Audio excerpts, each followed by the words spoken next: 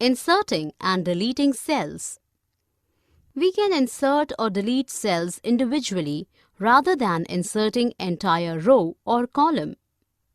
Inserting cells. Click on the cell where new cell is to be inserted. Choose the cell option from Insert menu. You will get 4 options. 1. Shift cells right. Adds a blank cell to the left of the selected cells. 2. Shifts cell down. Adds a blank cell above the selected cell. 3. Entire row. Adds a new row above the selected cell. 4. Entire column. Adds a new column to the left of the selected cell. Deleting the cell.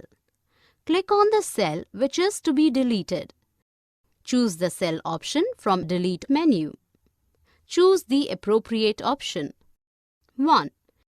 Shift cells left. The cells to the right of the deleted cell are moved left. 2. Shift cells up. The cells below the deleted cell are moved up. 3. Entire row.